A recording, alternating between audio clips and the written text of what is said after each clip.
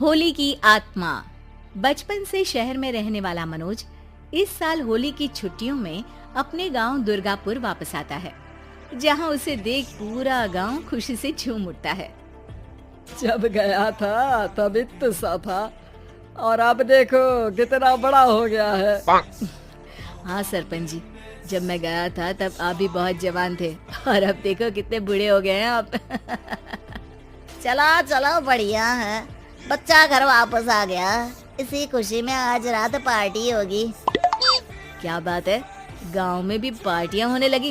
वैसे अगर पार्टी की बात है तो आज क्यों सीधा होली पार्टी करते हैं। होली पार्टी की बात सुन चहल पहल में अचानक सन्नाटा छा जाता है, जिसे देख मनोज को कुछ अजीब लगता है, लेकिन तभी सरपंच बात पलट देता है। अब बहुत देर हो गई, चलो सब अपने घर चलो, पार्टी के बारे में कल सोचेंगे। मनोज भी मम्मी पापा के साथ घर आ जाता है, पर होली पार्टी और उस पर पूरे गांव की खामोशी वाली बात अभी तक उसके जहन से निकलती नहीं। पापा, होली पार्टी की बात पर सब चुप क्यों हो गए थे? अरे होगी उनकी कोई अपनी बात, मुझे गांव की पंचायत ही थोड़ी पता है। थक गया हूँ, चलो सो जाते हैं, कल बात करते हैं। पापा की बात मानते हुए मनोज भी सोने चला जाता है। आज तो छुपा लिया, लेकिन हफ्ते बाद जब होली का दिन आएगा तब इसे कैसे रोकोगे? अगली सुबह सूरज के साथ ही मनोज भी गांव घूमने निकल जाता है, जिस पर रास्ते में उसे अपनी ही उम्र के कुछ लड़के भी मिलते हैं, जिनसे दोस्ती कर अब वो उनके साथ घूमने लगता है। इसी तरह कुछ दिन बीत जाते हैं और होली नजदीक आने लगती है। दोस्तों, होली में 4 दिन ही बचे हैं, पर गांव में उसकी कोई तैयारियां क्यों नहीं दिख रही? क्योंकि यहाँ होली नहीं मनाई जाती। अरे पर ऐसा क्यों? वो राजा भूषण, अरे तुम 4 दिन के लिए आए हो, क्या इतना सोच रहे हो?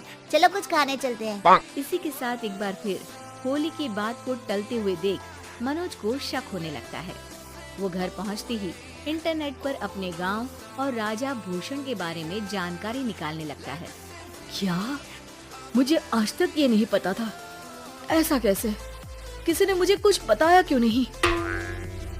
सारी जानकारी लेने के बाद मनोज गांव वालों या अपने मम्मी पापा से कुछ पूछे बिना खुद ही उसकी सच्चाई के बारे में छानबीन करने लगता है, जिसके चलते वो राजा भूषण की हवेली में पहुंचता है।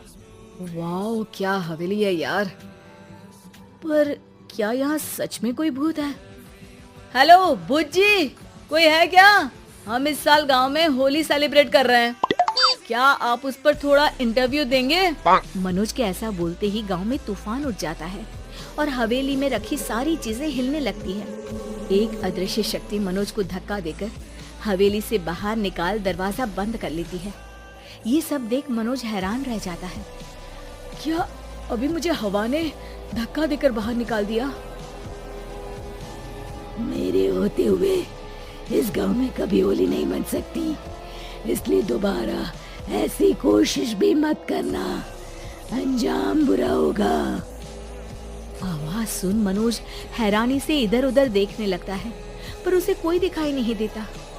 वो गांव वापस आ जाता है, जहां तूफान की वजह से सब कुछ तहस महस हो चुका होता है। आखिर ये तूफान आया कैसे? ना ऐसा कोई मौसम था और ना ही हमने होली का त्योहार मनाने की बात की थी। सरपंच की बात पर कोई रिएक्शन दिए बिना मनोज चुपचाप अपने घर चला जाता है। इस तरह देखते ही देखते होली का दिन भी आ जाता है और मनोज रंग लेकर गांव में निकल जाता है, लेकिन गांव पूरी तरह खाली होता है। अरे त्योहार का दिन है, धूमधाम की जगह मातम क्यों मनाया हुआ है? मनोज की आवाज सुन सब अपने घर की खिड़कियां खोल के घर के अंदर से ही उसे वापस जाने के लिए कहने लगते हैं, पर वो किसी की नहीं सुनता। तुझे पहले भी समझाया था, अगर होली खेलने की कोशिश भी की तो अच्छा नहीं होगा। अरे बात मान लो बेटा, तुम्हें सच नहीं पता। मुझे सब पता है। सालों पहले इस राजा ने एक अंधविश्वास फैलाया और आप लोग आज तक उसे मानते आ रहे हो। अरे बेटा, जब तुम पैदा भी नहीं हुए थे उससे भी बहुत पहले से इस गांव पर होली का श्राप है। अगर गांव में होली का त्योहार मनाया जाता है तो प्रलय आना पक्की बात होती है। राजा भूषण इस सब में नहीं मानते थे और त्योहार मनाने लगे, जिसके चलते होली वाले ही दिन पहले उनके बेटे की और फिर उनकी मृत्यु हो गई। तभी से गांव की रक्षा के लिए उनकी आत्मा उस हवेली में रह रही है। सबकी बातें सुन मनोज उलझन में पड़ जाता है।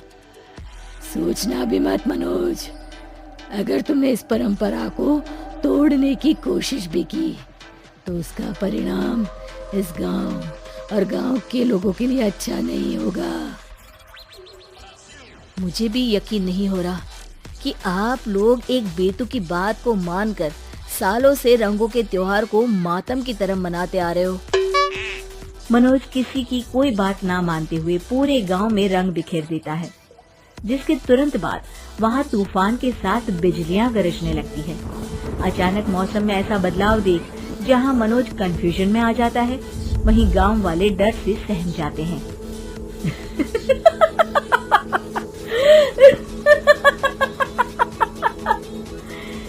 इस लड़के ने हमारे जैसे सिर्फ अपने स्वार्थ के लिए नहीं बल्कि पूरे गांव की खुशियों के लिए यहाँ होली मनाई है, जिस वजह से अब इस गांव पर होली का श्राप टूटता है।